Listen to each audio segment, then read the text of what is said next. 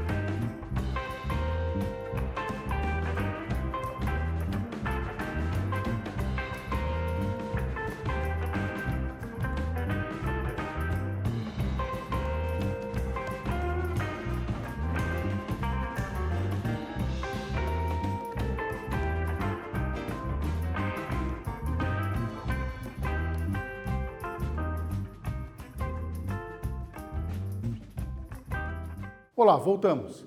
Vamos agora verificar as respostas. Resposta possível. É a área da psique, mente, onde existem desejos reprimidos e vivências censuradas, além dos valores que internalizamos pelo convívio social. O conteúdo do inconsciente é inacessível à nossa consciência. Então aqui, pessoal, essa resposta já é um pouco de uma revisão ali das aulas de Freud, que é necessária para conseguirmos entender o Jung. Como já falei, o Jung trabalhou com o Freud, o Jung usou durante anos o método de psicanálise do Freud, e a partir desse trabalho, junto com o Freud, com a psicanálise do Freud, ele conseguiu desenvolver uma própria teoria dele. Desse modo, então, sempre que falarmos do Jung, nós estamos nos relacionando de maneira indireta com o Freud e suas teorias devido à proximidade. Podemos até dizer ali que o Jung chegou a ser, durante um tempo, um discípulo do Freud. Quem foi Jung? Carl Gustav Jung nasceu em Kessel, na Suíça, em 1875. Desde cedo se interessou por ciência natural e com 25 anos concluiu medicina. Então, falando, assim como Freud, Jung veio do campo da área da saúde, veio do campo da área da medicina. Em 1910, se tornou o primeiro presidente da Sociedade Internacional de Psicanálise. Olha a importância dele com relação à psicanálise e ao Freud. Foi eleito presidente da Sociedade Internacional de Psicanálise. O rompimento com Freud ocorre em 1913, após a publicação de A Psicologia do Inconsciente. Ele cria a psicologia analítica. Então vejam, como já falei aqui, o rompimento dele com Freud não é uma questão comercial de quem tinha o melhor método de psicanálise, não é uma questão ali de disputar pacientes, mas sim ele trabalhando com a psicanálise, escutando os ensinamentos do Freud e se debatendo com os problemas psíquicos dos seus pacientes, com os problemas mentais dos seus pacientes, ele chegou a conclusões próprias. Publicou um livro e, a partir desse livro, criou um método que ele, Jung, chama de psicologia analítica. Então, veja, você tem a psicanálise do Freud e você tem a psicologia analítica do Jung, certo? O Jung sempre se mostrou receptivo à teoria freudiana porque trabalhou durante anos com o Freud, aprendeu a psicanálise freudiana, mas seguiu o seu próprio caminho. Tá? O Freud, obviamente, fez algumas críticas, até duras, à psicologia analítica do Jung, principalmente ali no início. Obras de Jung: Psicologia do Inconsciente, Arquétipos Inconsciente Coletivo, O Homem e seus Símbolos, Psicologia e Alquimia. Notem que o Jung vai trazer bastante temas que estão relacionados a questões disseminadas na sociedade. Pô, professor, como assim questões disseminadas na sociedade? Bem, o Jung vai estar preocupado em entender o quê? Como que nós herdamos certos aspectos da nossa psique, da nossa mente.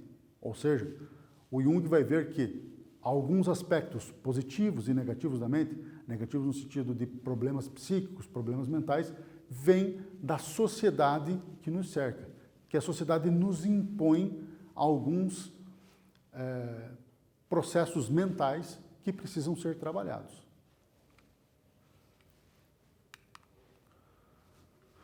Freud, o conceito de libido, pulsão sexual, é central em sua teoria, e Jung formula o conceito de energia psíquica, no qual a sexualidade está incluída. Então aqui nós já estamos vendo o quê? Uma grande diferença entre Jung e Freud é aquilo que nós já vimos na aula anterior das fases da sexualidade ou fases psicossexuais, que é como entender a sexualidade do ser humano. Nós vimos como que o Freud entende isso, de maneira mais detida em aulas anteriores, e agora nós estamos vendo o quê? Que dos processos de desacordo entre Freud e Jung é a concepção dessa sexualidade. O Jung vê a sexualidade como importante, mas vê todo esse processo da sexualidade como uma parte a ser tratada dentro de um campo maior que o Jung chama de energia psíquica. Então a energia psíquica vai ter uma presença e uma importância muito forte da sexualidade dentro desse conceito, como uma parte operante e importante do conceito, mas não um conceito à parte, como o Freud o entendia. Freud sobre a teoria de Jung. Pessoal, o que nós vamos ler aqui mostra muita ironia, muita acidez por parte de Freud. Então, é uma interpretação meio complicada, mas vamos fazer a leitura. Aquilo que os suíços tinham tanto orgulho, nada mais era do que a modificação teórica da psicanálise, obtida rejeitando o fator da sexualidade. Confesso que, desde o início, entendi esse progresso entre aspas, como adequação excessiva às exigências da atualidade. Pessoal, o que o Freud quer dizer com esse texto aqui? Ele está dizendo que o Jung faz a psicanálise dele de maneira modificada. E a principal modificação é o quê? É atenuar, amenizar, deixar mais suave a questão da sexualidade. Então, o Freud, ao ler ali os textos do Jung e as propostas de psicologia analítica do Jung, vê que essa proposta seria uma psicanálise com a questão da sexualidade atenuada, com a questão da sexualidade minimizada, não se dando a devida importância para ela. Diz Jung. Aqui então, pessoal, nós vamos para a réplica do Jung. O que o Jung vai falar a respeito dessas críticas de Freud? Diz o Jung, o que eu procuro é estabelecer limites para a desenfreada terminologia sobre sexo, que vicia todas as discussões sobre psique humana e situar então a sexualidade no seu lugar mais adequado. Então, moçada, o que o Jung está dizendo? Está falando, Freud, espera aí, a sexualidade tem importância na minha teoria, mas eu acho que você exagera ao trabalhar a sexualidade. Então ele está fazendo críticas de como Freud vê as fases da sexualidade e está dizendo o seguinte, né, como eu falei, as duas ali, a crítica do Freud e essa resposta do Jung, cheia de ironia. Então o que ele está ironizando? Ele está ironizando, eu vejo a sexualidade do modo como ela realmente é. Quem viu errado a sexualidade foi você. Por isso que eu estou criando esta outra teoria. Mas aí, como eu falei, é uma disputa intelectual e saudável para o desenvolvimento das pesquisas de psicologia e psicanálise que vão ter reflexos até hoje. Os complexos do inconsciente pessoal. Os complexos são conjuntos de vivências com carga emocional que podem estar entre o consciente e o inconsciente, ou podem ser predominantemente inconscientes. Então, pessoal, aqui é bem legal o que o Jung coloca, que algumas questões mentais elas estão a meio caminho entre o consciente e o inconsciente. Pô, professor, como assim é meio caminho? Eu explico aí. Meio caminho no seguinte que a pessoa, ela tem noção, ela tem a sensação e a compreensão daquilo, só que ela não consegue ter acesso àquilo. Por isso, o meio caminho entre o consciente e o inconsciente. Ou, aí ele vai concordar com o Freud, alguns processos inconscientes, e aí sim precisam ser tratados como tais. Então ele vai manter a questão do inconsciente freudiano, ele não vai negar parcialmente, mas ele vai colocar outros aspectos que mostram que nem tudo está no inconsciente. Algumas coisas estão ali entre o consciente e o inconsciente. Ok, moçada? Os complexos podem atuar de maneira negativa sobre a nossa vida. O método, os complexos seriam evidenciados pela reação dos indivíduos às palavras propostas pelo analista. Então, pessoal, nós vimos ali na nossa aula sobre Freud e a psicanálise que o método psicanálise freudiano dá muito valor para a livre associação, que onde a pessoa, o indivíduo, o sujeito que vai até o psicanalista falar à vontade e a partir desse discurso, dessa linguagem, o analista vai fazendo algumas anotações e tentando compreender por aquele discurso livre, que a pessoa fala à vontade, o que tem ali de neurose, psicose, ansiedade, etc. Já o Jung, ele vai falar que não é só a livre associação. Ele também vai trabalhar com a fala, com o diálogo, com a questão da terapia, mas ele vai trazer isso aonde algumas palavras são colocadas ali para ver a reação desse indivíduo. Então o Jung vai pegar a psicanálise do Freud e vai fazer o quê? Adaptações para aquilo que ele acha que estava faltando, para aquilo que ele acha que vai dar mais respostas, melhores respostas para os pacientes ou para os analisandos, como muitos psicanalistas preferem. Arquétipos do inconsciente coletivo. Além do inconsciente individual, Jung distinguiu também o inconsciente coletivo. Aqui, particularmente, eu acho que a grande diferença e até a contribuição mais filosófica, no sentido que vai causar reação na filosofia, do chamado inconsciente coletivo, certo? O Freud trabalha muito focado no indivíduo, no sujeito ali da análise. O Jung vai trazer essa questão social, no sentido das coisas que tem na sociedade, como nós falamos ali no início, dos processos mentais que são impostos pela sociedade e fazem parte daquela sociedade. Ou seja, um inconsciente compartilhado por todos. Por quê? Porque vem de processos mentais de uma determinada sociedade, de uma determinada cultura. Os arquétipos do inconsciente coletivo.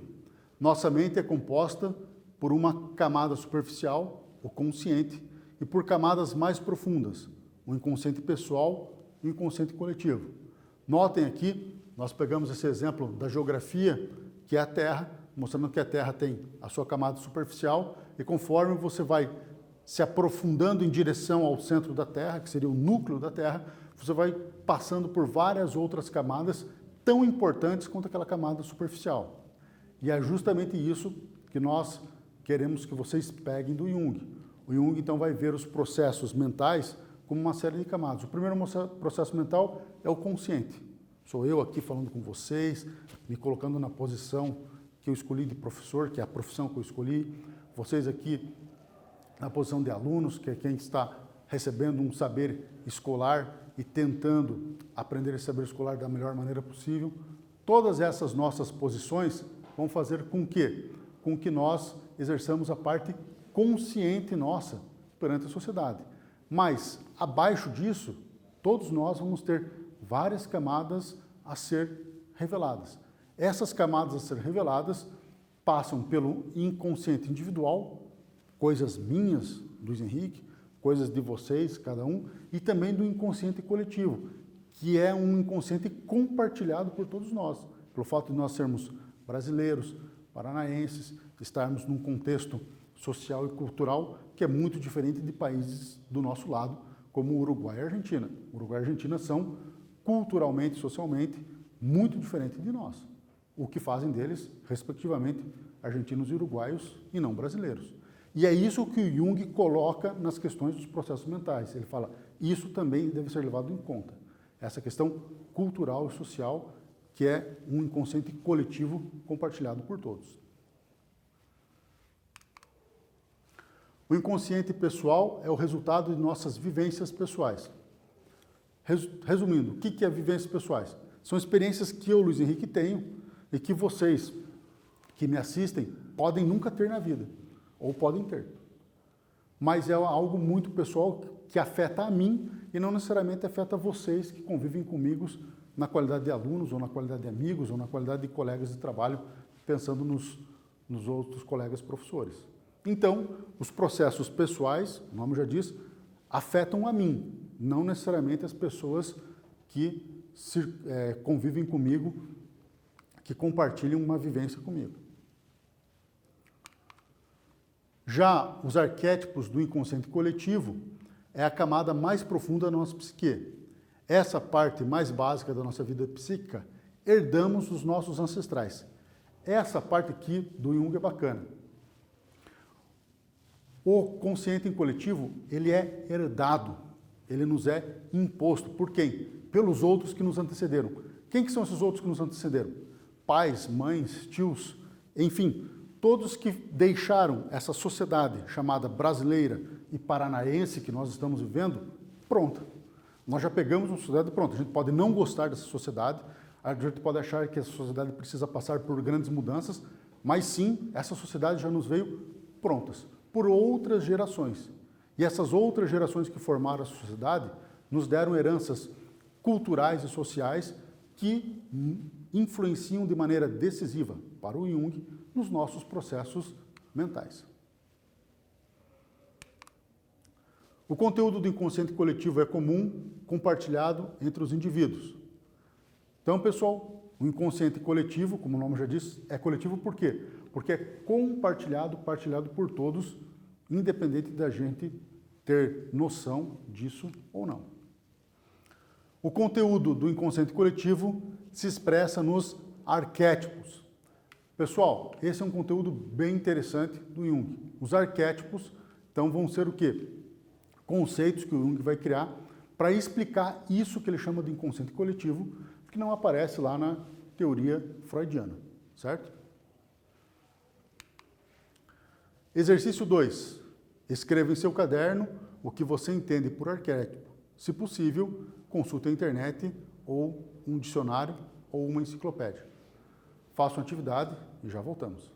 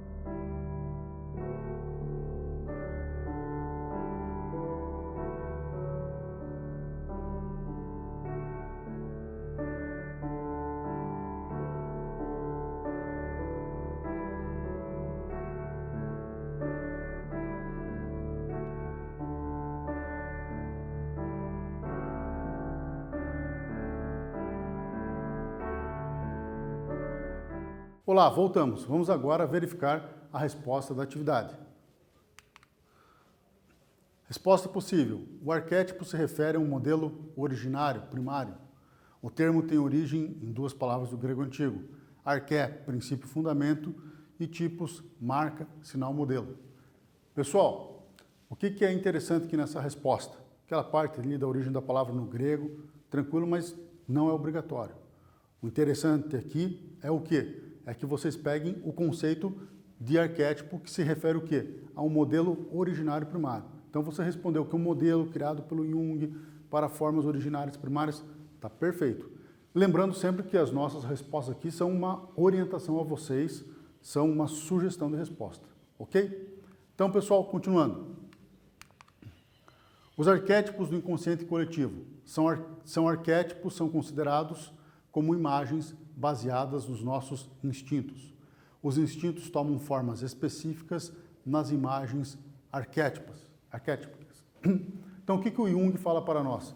Que os arquétipos são imagens que nós projetamos a partir de alguns instintos primários e alguns processos mentais que estão abaixo do nosso consciente.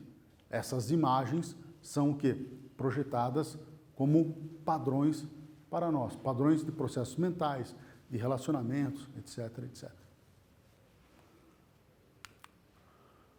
Primeiro arquétipo, a persona, a representação do papel social. O que seriam essas personas?